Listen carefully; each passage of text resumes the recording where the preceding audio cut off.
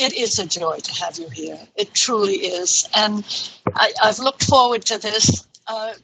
First of all, though, I think I have to just go over everybody's points because Chris Curry is also joining us, whose image you see here. And I give you each a quick bio. Chris has her master's in special education. She's a behavior specialist who works with families who have children on the spectrum. She helps develop IEPs, behavior programs, and she testifies in court to support parents with legal problems. She also is my partner. She and I run the Temple Grandin Eustacia Cutler Autism Fund. And I could not have done all this without you, Chris.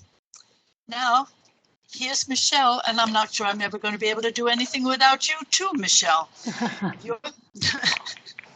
Just to fill everybody in, I know there should be a slide coming up that you can see, but basically you're the founder of Social Thinking, and you're a speech-language pathologist, and you specialize in the treatment of students with cognitive deficits, particularly students with autism.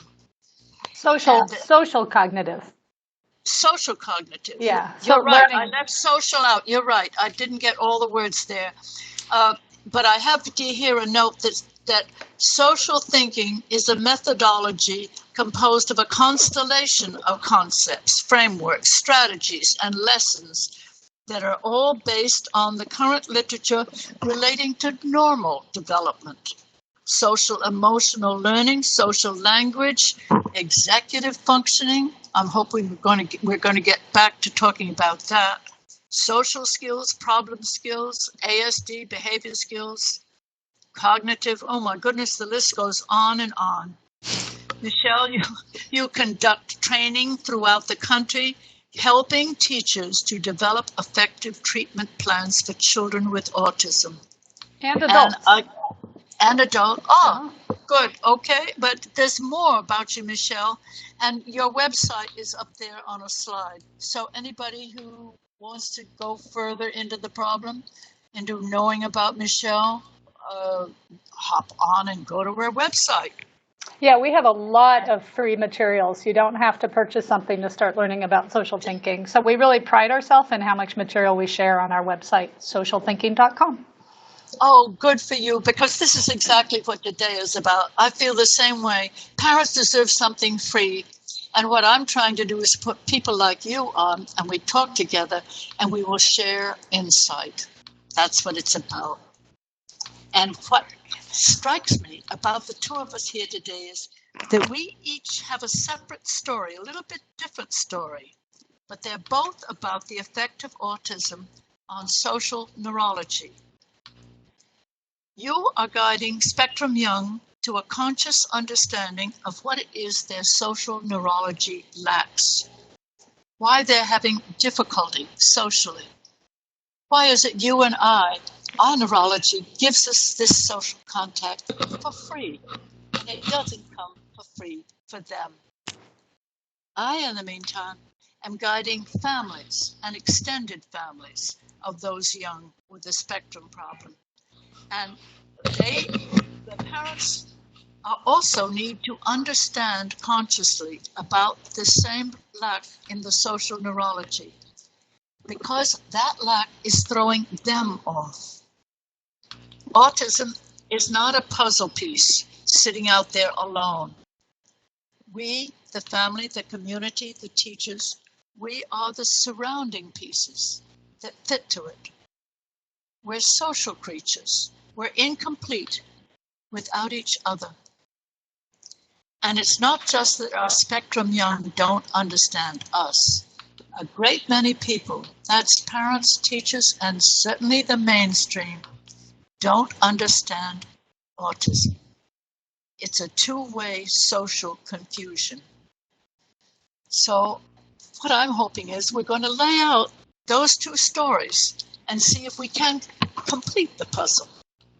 So let's start with you, Michelle. You plunge in and tell us what you feel, hits you as the most difficult challenge for those on the spectrum?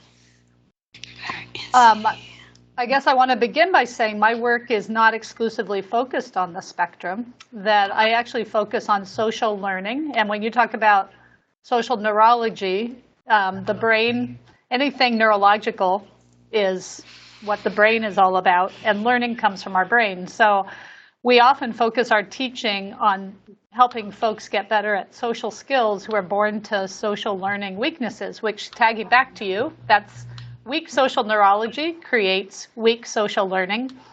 And then what I was just going to add there are the words of Antonio Damasio, who hit on exactly this. And his words were, "We are not thinking beings who feel. We are feeling beings who think." Exactly. The mind is in the service of the body. That's exactly right. And every person we work with has feelings, but they aren't all able to express their emotions, because emotion is the language layer that helps to make sense of that physical being that we are. And so then the question comes into treatment. And well, I started in the field of autism back in the 1970s, the late 70s, just picking a book up on it in college at UC Santa Barbara. And Dr. Cagle was there teaching a course on autism. It was one of the very few classes you can imagine in the 70s on autism. And Dr. Cagle went on to create pivotal response therapy, Dr. Robert Cagle.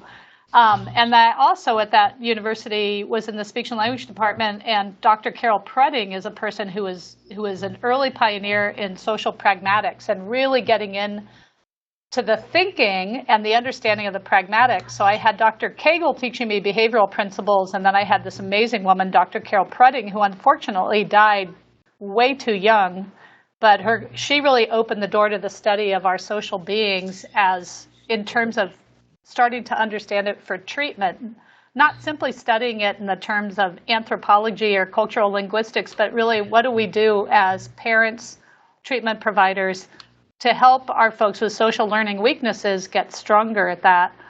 And so as a speech pathologist, I just was really intrigued with autism, but back in the 90s, pretty much everyone we were working with was minimally verbal and nonverbal. And then I did that for a number of years at Indiana University, where I was getting my master's, and then worked at their Indiana University Autism Center under Nancy Dalrymple.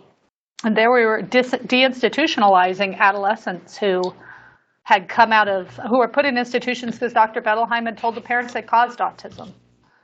Oh, well, he's a whole topic his own. And you know what? It turned out in the end he was a fraud. Yeah, of course. The degrees that he claimed he had. Yeah, of course. Nobody had bothered to check. Yeah. But I was lucky enough to study under Erik Erikson. Oh, wow. Harvard. Oh, my gosh. And this is one of the things he talked about. And I thought about him as I went through all of your notes, particularly where you talked about whether the baby is focused on things rather than people. Yeah. One of the studies he had done with Piaget was that they realized that babies, the first thing they do is to focus on eyes. And babies like to look at human eyes. They also like, and it's why we make for them those big rag dolls that are those clown dolls with great big eyes. Yeah. They are attracted to eyes. And then he said, it is sort of a mean tick on the little baby. But we also tried to find out, would they respond to a row of horizontal dots? Yes. Now he said we gave them a row of vertical dots, and no, they do not respond. Yeah. And that's the difference between human beings and a thing. So that's a great example of your social neurology. The baby is really just, they're expressing what their brain is making possible for them. And as we get into, I wanted to finish up one extra aspect of my story, and then I want to get into like the social attention piece, because as a speech pathologist who focused on autism pretty exclusively, I ended up moving home to San Francisco and ended up working in hospitals, working with clients with head injuries and strokes in the late 80s and 90s. And there I learned about executive functioning and what happens when you lose skills due to a head injury. And then in Yes. the mid-90s, I ended up in a high school district just to be on my children's school schedule. And that's when Asperger's syndrome had just come out. And I was using my very behavioral principles I'd been taught in autism to work with these kids who were showing up who appeared to have Asperger's. And my students were arguing with me. They didn't care about social skills. They didn't care how people felt. And they were trying to opt out of the social learning treatment or social skills treatment. And so I had to go rethink what I had learned. And I realized that language and cognition are a real game changer in treatment. Yes, and I think that's exactly what we don't want, is to have these children withdraw. As we were talking earlier, I don't know whether you had come on yet, Chris and I were talking about the fact that some children want to learn, want to talk. I think always of Temple as a little girl, despite all the problems she had, and they were severe, she wanted to join us. Yeah. She wanted to talk. Well, I think we see that through across the spectrum. I think it's certainly misunderstood. But what about these ones who withdraw? What's your take on that? Why do they withdraw? So let's talk about this research on social attention, because at the end of the day, I've been doing this now for 20 years. And what social thinking's about is we didn't start with a research question or funding through a system. I'm in private. I was working in the schools. I ended up in private practice. And now I'm kind of a self-funded business that allows me to spend time exploring whatever I want that I think is relevant. And I think that when we all drill down to treatment, we got to figure out what's the core, what's the base, where do we go? And I think social attention is so core, but just like any cognitive factor, social attention is part of our neurology. And so we have babies who are born to looking at the eyes, and then we have babies who are born to looking at objects. And if you see the slide here, we're just talking about attention in general, or put in social attention. You've got a human stimulus. Our brain perceives information, then we attend to it. And then as we attend to it, we either hold it in our working memory, which is our brain can hold on to ideas and juggle them, and we can consider many different things at once in order to figure out what to do about it. And then we also kick information into our long-term memory, which are, that's interesting for all of us, why some of our memories are so clear and why other things we can't remember at all historically. But we consider you're also bringing up something that fascinates me, and that is conceptualism, the ability to understand the idea of something and generalize. Now, going back to what you just said about you're putting the fact into the working memory and generalizing. You can't generalize on something unless you've got the idea of it. Right. And I think, Temple does it. That's what you're talking about. Yeah. They don't get the idea. Another way that I describe people with social learning challenges, which includes all people with autism, is that they have a conceptual learning disability. But yes, they do. However, different research talks about it in different ways. They can talk about this as central coherence. That's one of the terms in the research. And they'll talk about it as a processing bias. So if a person has a bias towards focusing on details, then they see the world through a set of details, and then they build upon those details to understand more broadly information. And Temple, I just heard her speak recently, she was talking about this as kind of bottoms-up learning, building from the details up to an idea. But most neurotypical people who have strong social learning, they see concepts, and then they have to drill down to try to pay attention to the details. And as Temple points out so well, you kind of need all of us to be able, the detail-oriented thinker is going to perhaps build a better mousetrap, and the concept person is going to keep a better idea on main ideas and generalization. It also involves relevance, context. I think what's troubling is for a lot of these children is they have a lot of information, a lot of facts, and it's not always relevant. Right. So now I want to jump over. Now you have to be able to focus something, put it together, and understand. That's right. Want to bring in go on. Social attention.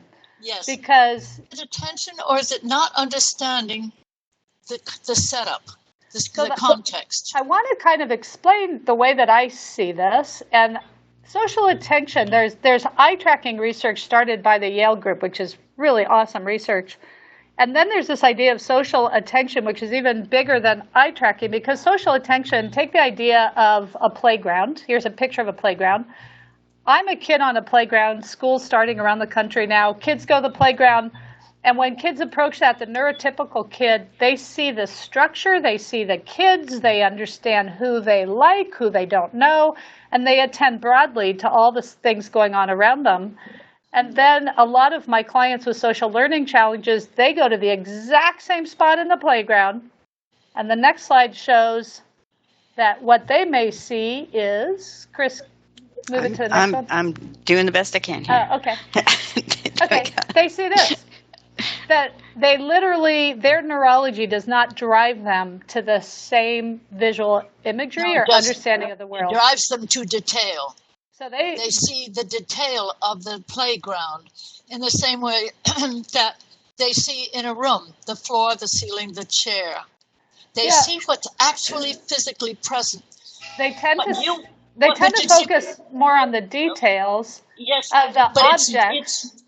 It's real. They don't, you see, what you and I are doing right now has no physical reality. Right. It's just where we're exchanging ideas, basically. And we're looking at each other. Even though we're looking at each other long distance through screens, we're still looking at each other and we're watching each other's eyes.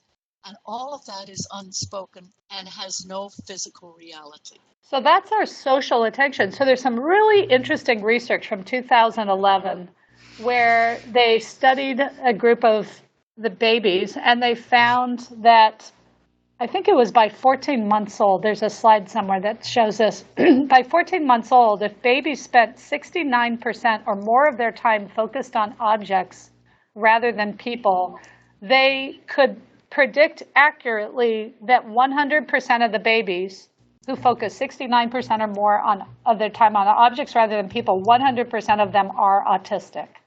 I believe that. That's an interesting statistic. And there is that strange stare in very little babies that doesn't somehow relate to one. So there's another study I was looking at yesterday that was talking about babies who are more object-focused. Their attention is really object-focused, have less language learning than babies who have social focus.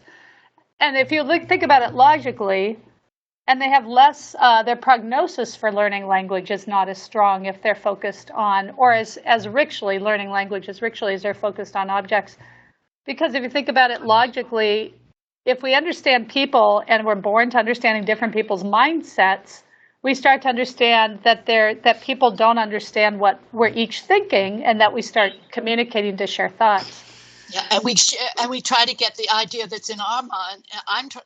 You and I are exchanging thoughts, trying to get the thoughts between us into each other's minds. Right. Again, that's also highly symbolic. I had this. Excuse me. Language is symbolic, and I think somehow it's connected to all of this. So I had a really interesting question about that came up because in trying to figure out treatment for social skills, one of the big flaws I find in treatment is that we tend to group everybody with social skills problems into the same group, and we assume that everybody needs the same lesson. And that's in social thinking, I've really moved away from saying we teach social skills, because that's a very behavioral output, to saying we have to teach social thinking and related social skills, because the mind is the grand interpreter of information of each other, of each other's thoughts, motives, intentions, and that we have to be able to. So then, let me back up. We're looking at the symptoms, and we're not looking at the cause. Right. So I started to realize, and I think as I speak around the country, I ask audiences, like, do you know in your gut that even though your kids have the same label, and with the DSM-5, it's almost made things worse because everybody on the autism spectrum has the same label, which is not differentiating their needs at all, except if you look at the DSM-5, they talk about levels 1, 2, 3, but honestly, I've not heard anybody talk about that. I don't even see researchers using that language. Michelle, just back up a little bit and explain the DSM-5 for anybody who might not know what that is? That's the Diagnostic and Statistical Manual created by the American Psychological Association, and it is kind of the Bible of what our current thinking is in terms of if a person goes to a psychologist, counselor, psychiatrist for a diagnosis, they basically kind of choose the way in which we organize our diagnosis through the DSM. And the DSM came out with the 5th edition in May of 2013, where they removed Asperger's syndrome and they removed us thinking about PDD, pervasive developmental disorder, not otherwise, and NOS, not otherwise specified. And they said, rather than see it as a series of different constellations, let's see it as one fluid spectrum. So they call it now the autism spectrum, ASD. And then they came up with levels 1, 2, 3.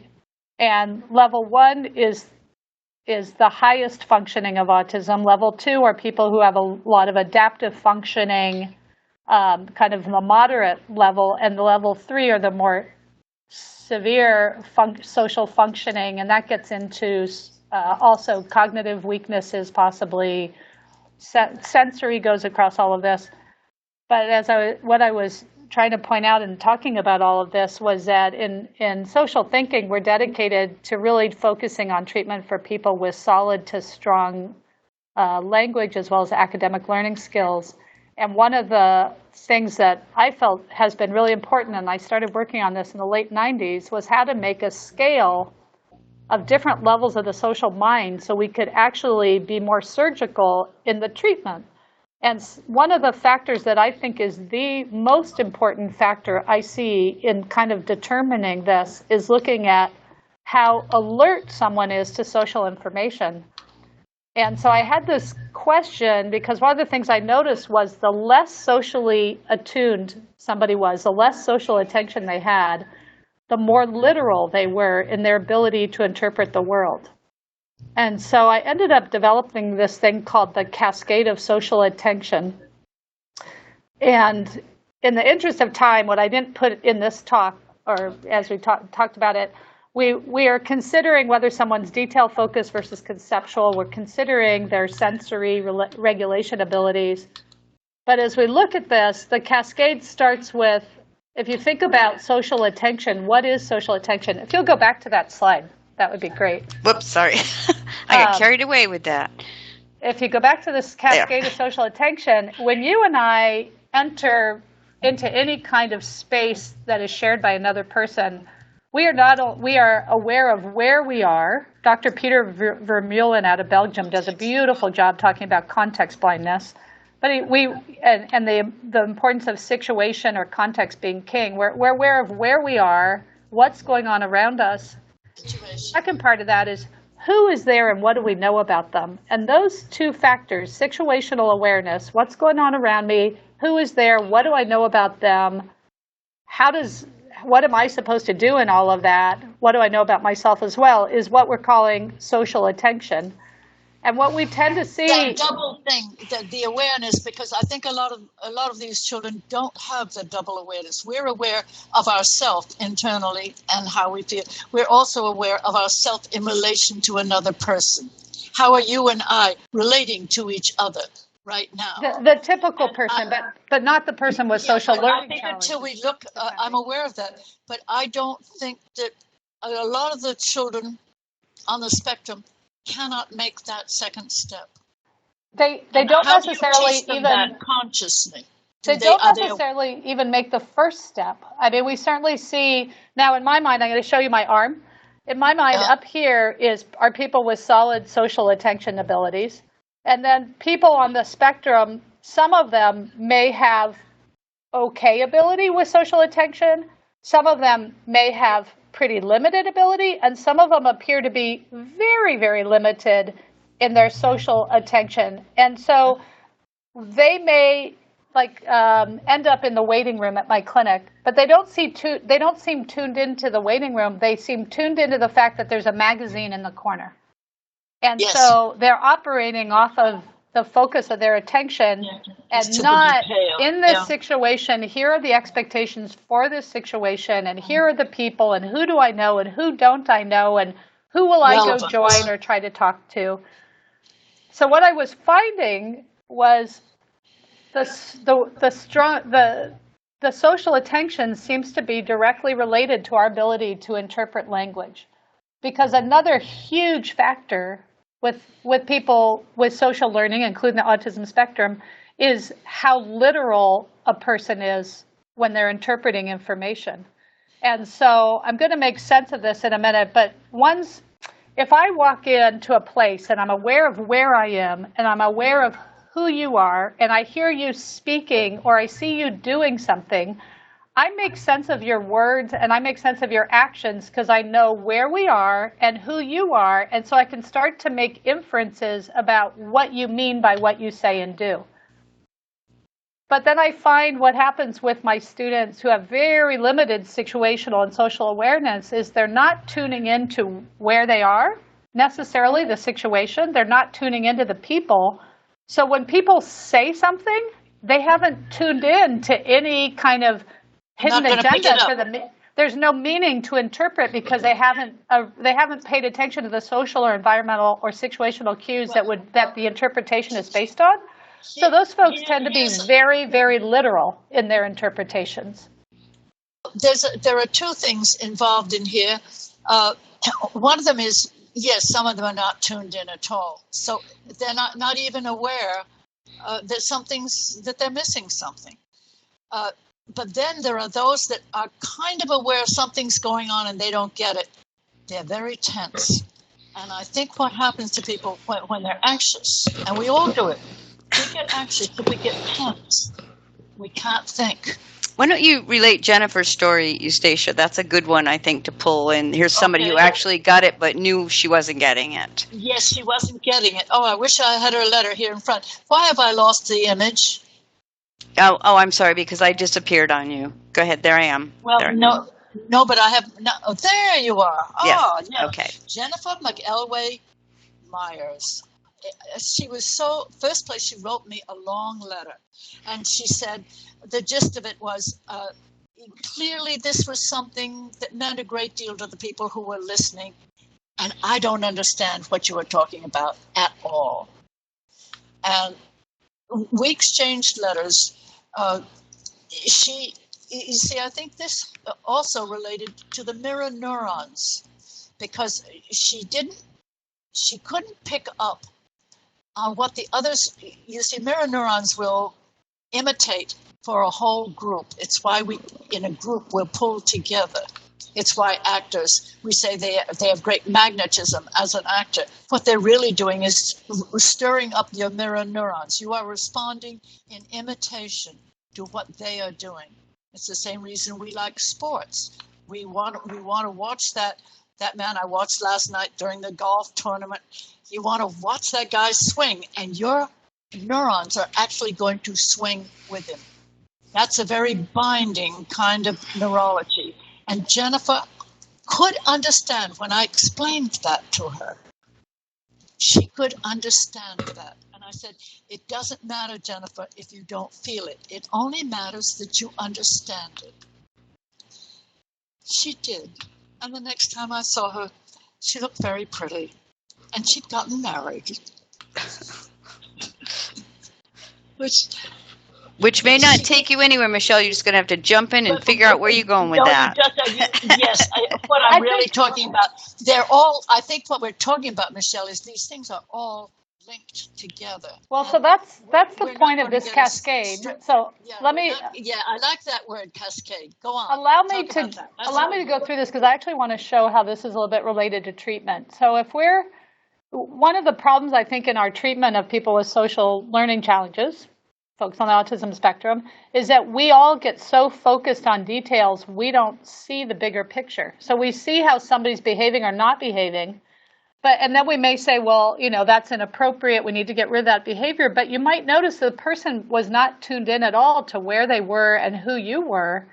So they were doing what was intuitive to them, but we just expected them to have this awareness to all of us and what the expectations of the situation were. And then they were supposed to interpret what's happening around them. And the next part on the I think that's exactly where the parents go off. You see, they expect just what you're talking about. And I run into parents all the time who are terribly upset because their child is doing exactly what you're describing. And they no longer, the parents as a result, no longer know who they are. If my child doesn't know who I am, who am I? It's a very hard thing because the next part on this is social self-awareness. One of the things we've noticed is that the weaker your ability to understand what's going on around you externally, the weaker your interpretation, the less aware you are of how people are perceiving you, because social self-awareness is a comparison. And so we start to see if you have very poor awareness of your own behavior, you're going to be producing social skills which are not in alignment with what's expected around you because you aren't comparing yourself to anyone else. So you're not noticing the cues of how close do people stand, what's their tone of voice, what do I do with my eyes to make sense of what's happening with you? And the eyes are so neurologically connected right into the whole process of this. I don't want to pull them out as it's not just a social skill thing. Our eyes are the driver yes, they are. Of joint attention, awareness. But then we also tend to see really strong trends in anxiety. And you were bringing this up with your discussion about Jennifer, because one of the things I think we've all learned a lot about, and we all knew this from the beginning, but the research has made it make a lot more sense, and that is a pervasive problem of people with social learning challenges is the anxiety they have to manage. As yes. All of these expectations, the world is happening around them. They're being assaulted by information and stimuli that their brain is not helping them to make sense of. That's right. And so we tend to see different buckets of anxiety, though, and that's important for treatment as well. Does the person tend to have anxiety about what's happening around them, change, transition? How do I predict the world I'm in? If I can't predict the world I am, I'm going to be really stressed out in the world because it just seems like all this stuff is happening and I can't make sense of it. Or we also see another type of anxiety with a different level of social learner, and that is they are more able to predict the world, but what they can't quite predict is how people are reacting to them because they're still not meeting others' expectations. So they're aware of the fact, because they have higher self-awareness, that they're getting rejected or not included in the same way. This is the heartbreak, I think, for the high Asperger functioning ones. Yeah. I think always of Amy Klin out of that Yale study, telling about the boy who came up to him and said, the other guys have a language and I don't understand it. Exactly. So if you go to the next slide, let me show you two kind of trends. We actually have about 5 different trends we talk about, but one kind of trend is the person who's interpreting information very, very literally. And why that's important, and one of the things I would like parents to be more aware of and treatment providers to be more aware of, is when we hear people talk about literal language, as a speech pathologist, to me that always meant I need to teach them to be unliteral. And now what I've learned is it didn't begin with literal language. It began with their awareness of what's going on around them. So if you go to the next slide, for the very literal person, you're going to see very weak situational awareness, weak perspective taking. You're going to see pervasive literal interpretations because they're not creating meaning out of what's happening with people and in their environment. Point is then see that as they lack the ability to really tune into other people's minds, the perspective taking, theory of mind, they're more literal, they're going to have very poor social self-awareness. That alone is a problem in treatment, because if you're not, you come to social skills therapy or social thinking therapy, and you're a good soul, you want to be working on this, but you just have no awareness of what it is you need to be working on. Your behaviors are awkward and odd, and your anxiety tends to be, what we see is there's a connection in this, that this group tends to have much more anxiety about what's happening around me. They struggle to make to You see, predict this was transitions Jennifer. and change. She was trying to figure out what was going on around her that she didn't understand. Yeah, yeah. And so you'll tend to see, so what that means in treatment is really poor social attention, very literal, poor self-awareness. You're going to see more awkward behaviors, and you're going to start to have to manage the anxiety through helping them predict the world by writing transition plans, Carol Gray's social stories, comic strip conversations, all the stuff that we know is good treatment for autism spectrum disorders at this very literal place can be very helpful, as a lot of our autism treatments have evolved to just naturally manage some of the anxiety. But we also have to look at treatment as affecting how do we get this person to have more joint attention, the ability to join in their attention. But it's not just the eyes looking at eyes. It's what's going on around me? What do I know about you? How do I start to being able to develop a concept of you? Well, this is where I wish you'd develop that in relation to parents. This is where, because I believe the more we get all this information out on the table, the better we'll work with it. At least we may not have the answer, but we won't have the answer if we don't get it out where we can look at it. I work with, yeah. All right, that's all. Just to follow up on that for parents. I work a lot with parents. At my clinic that I have, I see very few. I have a very small clinic, but we have a couple of other clinics that other people run that I help to supervise a little bit. But when I left the schools and went into private practice, I'd been in autism for many years, and I knew that none of us interventionists, the professionals, are going to make much change without impacting parents' understanding. And what I've learned over the years is that parents are certainly, we certainly sit down with parents and tell them diagnostic labels, but we don't explain what those labels really mean. And so parents don't necessarily understand that they can see their child doing behaviors or participating in a way that is not the accepted way for the culture, the standard. Yeah. But they don't understand necessarily that this is from a social cognitive weakness, that their social learning is not personal. It's not personal. And it's not personal. That's where they get confused. People with the same labels may not have the same level of problem. And so if you go to the next level of slide, then we'll look at the trend 2. And in trend 2, we're going to look at a type of people that were formally described, and we still describe them as more Asperger syndrome, ADHD, murky, undiagnosed, gifted and talented, but socially a little bit awkward. Parents describe them as smart but clueless. And this person has it may not be great, but it's solid social interpretation, yet compelling, subtle, and significant social challenges relating to peers. So let me show you the cascade for this group. Also, I would just add to that immaturity. I think what I've seen in a lot of Asperger's, they will be very bright. They'll be in their late teens or early 20s, and socially they're like 8 years old. They haven't somehow made the transition. They've only gotten there's an immaturity. They've only gotten that far.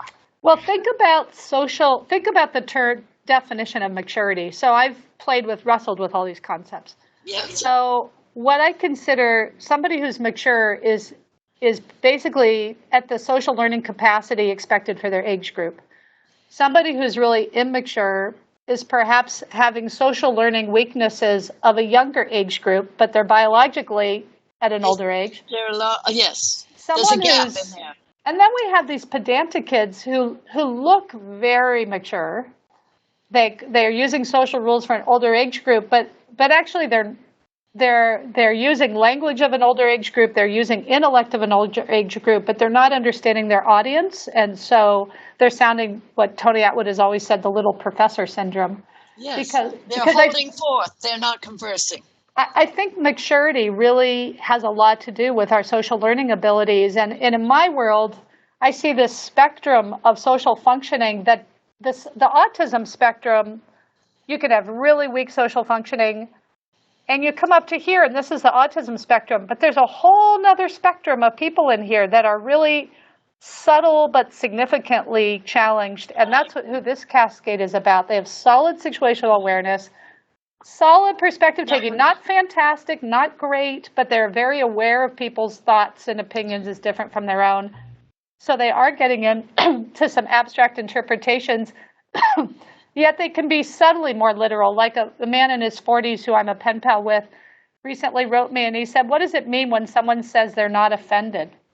And I said, "Oh, it totally means they are offended. They're just planning on getting over it quickly." And those are the little things that throw him, because he does tend to bend on being literal, even though he's quite sophisticated, very well read. He obviously interprets, but he gets thrown by the nuances of the subtle world. And here's what, now do you run into parents with some of these traits? I run into teachers with these traits. That is principles. Because you're describing fathers that I've talked to. And mothers. And mothers, yes. Yes, and there's people who head up Silicon Valley companies who have these traits, but they're great detail thinkers, and they're great at making things launch. But when it comes to, here's the kicker now, you've got fairly solid situational social attention. Your interpretations are pretty good. You've got solid social awareness, so you understand how people are treating you.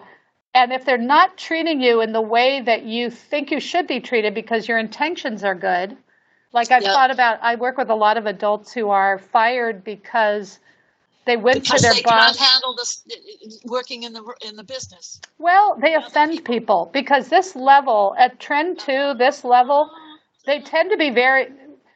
Let me finish this, and then let me finish these couple ideas, and then I want to talk about what I call the forgiveness factor. Okay. If you've got solid social awareness, it doesn't mean you're great socially. A lot of my clients do things subtly wrong. So they do things, they may stand 1 foot further back from the group. They may talk too much about themselves, but they understand some level of reciprocity, but they're missing the subtlety of how to engage in it. And so what they're going to see is people are having these more subtle but significant kind of weird thoughts about their behavior and not including them in the same way or being offended by them. And then my clients end up with a lot of social anxiety because they don't know what they're doing wrong because it's at such a nuanced level. So if you think about the first trend I talked about, these guys need to learn social rules. They need to learn what we consider the really obvious stuff about turn taking and all. And when you get to Trend 2, they need to learn the much more subtle things like, why is it that people unbutton the top button on their shirts? You know, most guys. Like, why don't we all wear our shirts all the way buttoned up? You know, what's the meaning in fashion? What's the meaning in our hairstyles that we carry is all carried through the subtle. And so that they need a completely different treatment in terms, and when people go to pair them together, so they say, oh, everybody's autism spectrum. So let's put the way more literal, way more spaced out, unaware kids who don't really know what the social world's about, mix them in with these kids who have much more social self-awareness into the same treatment group. It is such a waste of money. And it doesn't work, yes. The higher function, this particular group, the Trend 2 group, can actually be quite offended because they think that the adult who put them in that group thinks they function the same as the more obviously. And you know what? They're justified in their offense. It's tricky because it's very tricky because the authority can hide behind other levels. So you see, you've got double games going on. And we have no problem in academics talking about a high reading group, a moderate reading group, a low reading group, a weak math student, a gifted math student. We have no trouble talking about that meeting. That's where the problem is. But when it comes to social, we're all kind of creeped out talking about someone's social abilities, yet we figure them out so quickly. There was a research article that's just been published in the last few months. And I don't have the article in front of me, but I just read it, and they were saying they showed pictures, videos, they showed still pictures, videos, they had people listen to audio recordings, And there was one more thing they showed to typical neurotypical adults who have no training in autism or related social disabilities. And they showed the stimulus, whether it's a social video of the person, listen to their voice, listen to their audio tape for 1 second and 3 seconds. And they had these people rate whether they were watching neurotypical folks, video clips, or watching people with autism spectrum, and they had them rate their social abilities. And the raters were incredibly accurate by only watching 1 to 3 seconds of information, because one of the things every person does out there pretty darn well is figure out all of us are born diagnosticians of people's social abilities. If you think about it from an evolutionary point of view, we had to be aware of who was around us and what the situation was to avoid the predator. Absolutely. And then our brain just kept evolving. And so the one thing that... And we have to get along in the tribe. Everyone can see in their gut is who's socially competent and who's not. And even though we can all see it, whether you're a typically developing peer, they have research on preschool children can identify who's got differences in social behavior, that you don't have to have a degree to understand this. But when it comes to treatment, we often throw out all that information and we just treat it as one big bucket. And it drives me crazy. Wow, you're because absolutely right. we can do so much better treatment with our really literal kids to help them get a better sense of the social world and not just focus on social skills. We need to move away from just focusing on a behavioral output to how do you interpret information, because you've got to interpret information to respond to it. And then, well, I couldn't agree with you more. I've been doing a social history of autism. I'm writing it. Oh, interesting. Autism is old. We've always had it. And you are describing, each culture works this out a little differently, but they're always the same things. And you have always the systemizers who want to put it into a system and it will not fit. But they kind of jam it into the system. And for some reason, we go along with the system and we don't realize it's one-on-one. It doesn't work. It doesn't lend itself to a tidy system. And it's one of the reasons why research doesn't work with it. There's no way to fund it. What do you mean by I'm not by quite funding by research? Research is all done with grants. Yeah. And most grants are a business contract. Right. And there's no way to make up a contract to go after what we're talking about right now. Yeah. Well, I travel around the world. I'll be leaving in 2 weeks to go to Australia, Singapore, Philippines. I've spoken in a lot of different continents on social thinking, because even though you think of social skills as cultural, actually what we're talking about, like this cascade of social attention, this is humanity. It's humanity. It's the same the world over. It's all around. And so I can go in and teach social thinking about how do we read intentions and how do we understand the other person and what's each of our egos about as we're interpreting information, and how do we, when you think about social's a judgment. Social is a judgment. We impose judgments on each other. Something's coming up here. Wait a minute. What does this say? Chris is gone. Her internet went down. So she went down. So it's okay. You guys can still talk. Okay. We're still on. We lost Chris. I just was trying to figure out what this mysterious message was. I'm the host now. She's gone. We lost her. All right. Well, you do wonderfully as a host. Okay. But I do think it's interesting as we think of. I don't know now that Chris is gone, because what I want to do is I thought we have got 10 minutes left, and I was hoping to get in some questions. Okay. But it's not okay. I don't have the questions. Chris is handling that if we've lost her. I don't know how we can get at the questions. Eustacia, you and I have never lacked for a good conversation as we've met after conferences. Yes. Well, I think what I love is all the things that you're talking about fit in with all the things that we're both, as I say, we're approaching it. I'm looking at parents most of the time, and I see their anxiety and their loss of their own identity. They no longer know who is the person they thought they were because of their confusion. over the child who doesn't respond to them. And it's interesting. I talked to a close friend of mine. Her mother had Alzheimer's for 6 years and didn't know her. And it was a heartbreak. But she knew who her mother was, who her mother had been. Yeah. Now, when you have a young child who doesn't know who you are, which is probably has the neurology that's lost in Alzheimer's is probably not unlike the neurology that hasn't developed. I do think our folks. You follow what I'm saying? I think our folks. I imagine there's definitely exceptions, but when I worked with folks with autism coming out of institutions who were considered very classically autistic, they were very aware of who was around them, and they treated people differently. But I think one of the compelling problems for parents with kids with social problems is that if I have a math disability, if I close the math book, if you don't give me any math problems, I look fine. But you can never close a social disability because we're all interpreting each other all the time. That's right. And then some of the work we've done in social thinking that people can see on our website is we've shown how the social mind is very actively involved in academics. So reading comprehension of literature involves perspective taking. Language itself is social. Absolutely.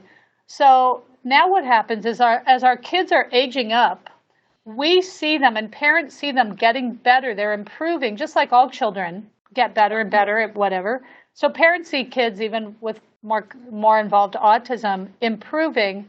But the problem is the expectations of the peer group keep racing further ahead. And I think this is so hard for parents because they want to focus on their child improving, but then it's like society doesn't really appreciate it because social's expectations are constantly shifting. They don't just shift across our childhood. We expect different behavior out of 20-year-olds than we expect out of 30-year-olds. We expect 50-year-olds to behave differently. Appropriate to and one of the interesting things that Dr. Kathy Lord has talked about is the importance of children on the spectrum learning at the same age that other children were learning. How that helps. They coordinate, because this I know helped. The reason I think of it is because it helped a great deal with Temple. She was mainstreamed at 5 into the local school, and those children all played together all the time. So a certain amount of it sank in. It didn't all go in. But she said, I had to learn to play the games by their rules or they wouldn't let me play. And not everybody's Temple, so not everyone is going to be. Might not get that. Because Temple is very, very intellectually bright. Yes, she is. And so I think a really, really bright person. Yeah. A really bright person. I keep losing you. I don't know what's happening. She's there. Chris is trying to get back. Oh, I'm back, but I can't get in. It's okay. I'm here. Sorry. Just keep going. Okay. Keep going. But, Michelle's gone. No, I'm here. Oh, no, there you are. I see you in a little frame, not in a big frame. I think what's important, I think in terms of learning, I think a lot about this because I also specialize in transition to adulthood and living as an adult. Yes, and I think for parents, it's really trying to understand what is that, like when everyone talks about, researchers talk about best outcome, define it. What do you mean by best outcome? Because it's going to be different. I don't know either. It's going to be different for every student. Person. But what we do in the United States and a lot of countries is we consider that everyone should just become very normal. And then we don't have What is normal? What is normal for what? Exactly. That's what I want to know. So how do we figure out education? Because if I'm working with a very, very literal student who is focused on details and has very poor self-awareness and not aware of what's going on around them, they're also going to have really poor critical thinking. So if you're going to put them in a curriculum that's all about critical thinking, you're forcing them to space out because they can't figure it out. They can't. There are literal. So I think where Temple might have done really well in being mainstream in certain classes, other kids who have more challenges with their intellect would not necessarily do as well. See, a lot of it had to do with the teacher. She and I talked every day. It was always one-on-one. Sure. The class was small. Yeah. And when it was too much of a tempo, I'd come and pick her up at the school and take her home. But she was conscious of the other children, and again, it's that business of wanting to be part of the group. She wanted to be part of it, so she had to learn their rules. Well, and I think you have to be a little careful with that, because my clients who don't do as well, it's not necessarily that they don't want it, but their neurology is not there. I think there's a combination, and we don't understand it fully, but there's definitely an interplay between social cognition and what I call academic, more the measured IQ. You may be right, yeah. Whatever that is. The stronger that measured IQ, the more they can cognitively think around their social problem. But, as you and I have talked about, our folks, as we see them across adulthood, people continue to get better with age in their ability to understand the social world. There is this piece I want to talk about, though, called the forgiveness factor, and maybe we'll wrap up around this. We have about 4 minutes. Yeah, 4 minutes. So you said you wanted to talk about the forgiveness, and I'd love to hear what you have to say. Because I think what I see is that the more obviously awkward a person's social behavior, the more it triggers the people around them to be sensitive to the fact that there's something going on with that person, neurology, that's creating this awkward behavior. And so in school, children tend to want to help the kid who's got the obvious social challenge. But when you get to the folks who don't appear super awkward, they're subtly off. They're what they, in Silicon Valley, they call the geek syndrome, or they've got a subtle air of social difference. The peer group can't, and the teachers and the principal can't figure out that person may have a social learning difference. And rather than forgive them and try to help them, they hold them accountable for every little thing they do that is offensive to others as social judgment. And so what we tend to see is this second trend that has higher, solid situational awareness, social attention, self-awareness, that they actually can be treated much worse than someone who may be very bright with an obvious social disability, because that people can't make sense of the fact that this is actually a learning system weakness that is more subtle but significant. So we have to be tuned into that. I think the more you get that said, that's very important to get said. And I will treasure your words and say them to parents, if I may. I'll give you credit for it. Oh, sure. But I think we have to be really sensitive. I think there is a slippage right there, and it can be heartbreaking. Because I think for parents of kids whose kids look more neurotypical, we hold those kids accountable, and so we see those kids as having bigger behavior problems because people think that they're saying offensive things to their teacher on purpose. On purpose, yes. When they may not be realizing it at all. It's not personal. It's not personal. So I love your focus on parents, and I'm very focused on. I don't think teachers, psychologists, speech pathologists, OTs, behaviorists. None of us are trained none of us receive very good training in university around social.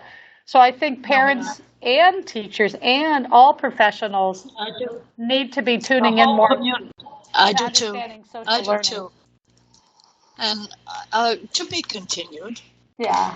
I'd love to do it again. That was fun. So thank you very, very much. And I also want to mention, while you're on, Eustacia, you and I had a great time meeting with my colleague Pam Crook at a restaurant in New York a few months ago.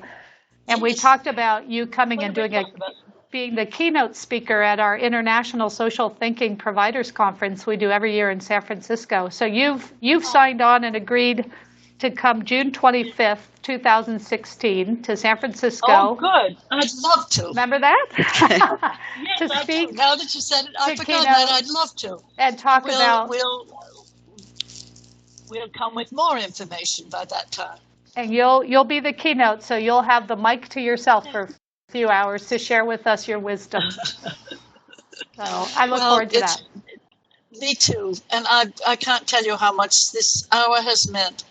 And I know how many people, some signed up today and have been watching through this, but this hour will stay there on the Temple Grandin Eustacia Cutler website there, so that they can turn to you anytime, for free. All they have to do is plug in, and they can deal you. Great. And I know they will. And those who signed on Thank late, please go check out our website, socialthinking.com, and see that we have a lot of free information under our articles bucket for people to read more about all the stuff we've been talking about today. Thank you, guys. Thanks for inviting me to be part of this. Thank you. All right. Take care, all. Bye. Bye-bye.